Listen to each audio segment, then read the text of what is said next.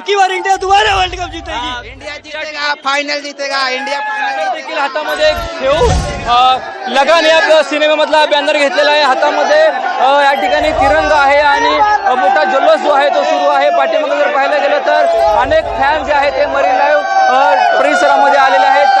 आणखी काही फॅन आहेत, आपण त्यांच्याशी बातचीत करणार आहोत। भारत मॅच जिंकलेलं काय वाटतं? भाई एकदम भारी लग रहा है मेरे को, और हमें पूरा विश्वास था कि ये इंडिया जीतेगी, और मैंने पहले भी बोला था यहाँ पे आने वाले, जॉब से डायरेक्ट आया हूँ देखने के लिए भाई, एकदम फुल महसूस हो रहा है। जॉब से डायरेक्ट यहाँ पे आया हूँ, इसलिए पूरा सबके साथ एंजॉय करने के लिए। बीच में जो मैच हाथ से जा रहा था ऐसा दिख रहा था, तब कैसा लग रहा है?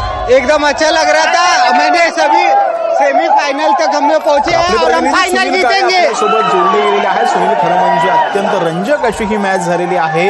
अखेर इंग्लंडला नमवत भारतीय संघ जो आहे तो फायनल मध्ये त्यांनी एंट्री मिळवली आहे। कशा पद्धतीची मॅच झालेली आहे काय सांगशील?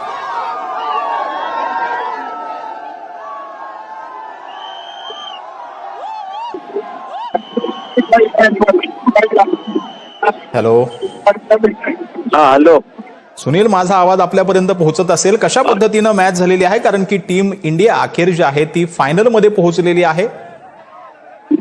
निश्चितच सचिन, आपण बघतोय की ज्या पद्धतीनं संजू सॅमसन याने 89 धावांची जी खेळी केली होती आणि त्यामुळे त्याच बळावरती जवळपास 253 धावा या भारताने बनवल्या होत्या आणि त्यानंतर त्या प्रतिरोधात जवळपास चांगला पाठलाग जो आहे तो इंग्लंडच्या फलंदाजांनी केला, पण त्यांना अपयश आलं आणि 7 धावांनी जो आहे तो भारताचा विजय झालेला आहे। आणि आता जी फायनल आहे ती भारत विरुद्ध न्यूझीलंड होणार आहे अहमदाबादमध्ये।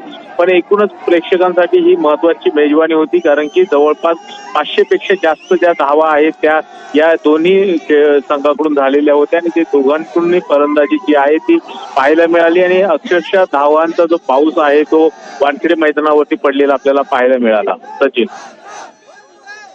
खरं म्हणजे सुरुवातीला भारताची जी आहे ती बॅटिंग होती आणि त्यावेळेला भारतानं एक मोठा हे जो रन रेट आहे तो उभारलेला होता, त्यामध्ये 253 धावा ज्या आहेत त्या भारतानं केलेल्या होत्या। त्यानंतरला इंग्लंडची जी आहे ती दमछाक होताना पाहायला मिळालेला संपूर्ण रनांचा जो डोंगर जो भारताने रचलेला होता तो करण्यासाठी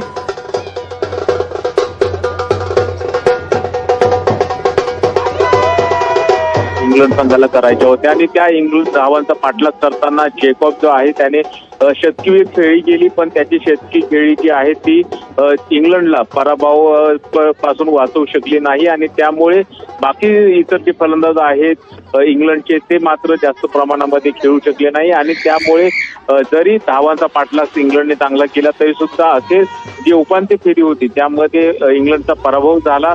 आणि यापूर्वी सुद्धा ज्यावेळेस जसप्रीत बुमराह याची गोलंदाजीच्या जीवावरती सुद्धा इंग्लंडचे जे फलंदाज आहेत ते कुठेतरी रन बनवताना त्यांना कमी रन बनवू शकले नाहीत आणि त्यामुळे जो पाठलाग आहे तो करताना त्यांना 7 धावांनी जे आहे तो पराभव पत्करावा लागला।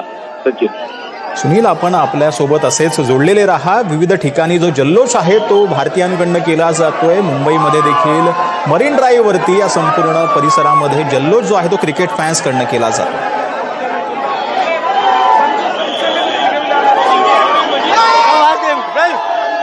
त्या ठिकाणी काही विदेशी फॅन देखील आहेत। फाइनल में गए, क्या बताओगे?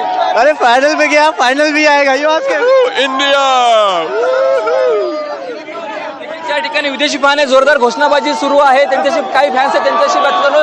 मॅच जिंकलेलं आहे, फायनल मध्ये